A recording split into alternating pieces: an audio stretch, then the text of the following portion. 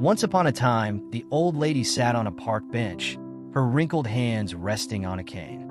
Her silver hair caught the golden glow of the setting sun, creating an almost ethereal aura around her.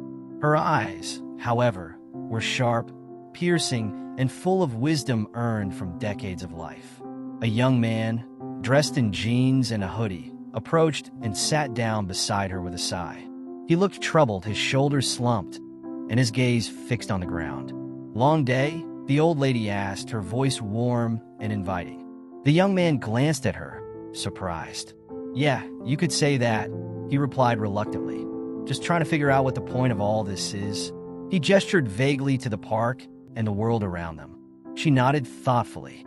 "Life can feel like that sometimes. What's troubling you, son?" He hesitated, but eventually spoke.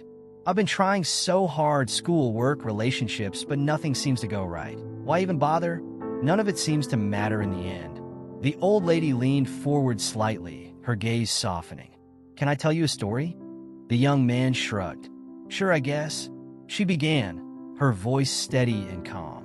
"When I was your age, I thought the same way.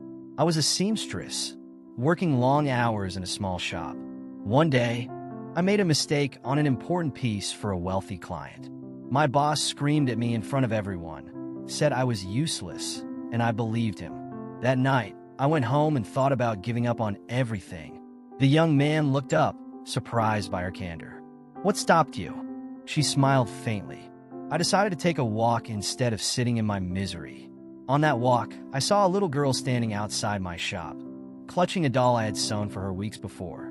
She was smiling, telling her mother it was her favorite thing in the world. That doll was something I made. It mattered to her. In that moment, I realized that even if I didn't think my life had value, it did because I could bring something good into the world." The young man frowned. "So, you're saying I should just keep going and hope something good happens?" "No," she said firmly. "I'm saying you need to look for the good you can do, even in the smallest ways. Life isn't about grand achievements or constant success. It's about those little moments where you make a difference, even if you don't realize it at the time." He was silent for a moment, then asked, "Did things get better for you?" She chuckled. "Oh, plenty of times they got worse. But every time I wanted to give up, I reminded myself of that little girl and the joy she felt because of something I created. Over time, I found more moments like that. And now, looking back, I see that my life was filled with meaning because I chose to keep going and keep giving, even when it was hard."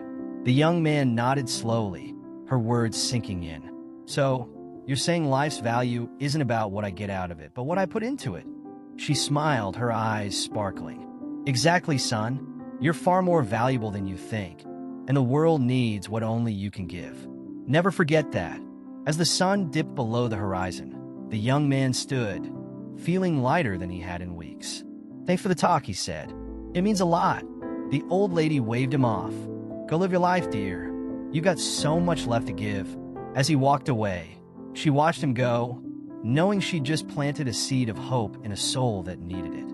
Sometimes, she thought, the value of your own life lies in helping someone else see theirs.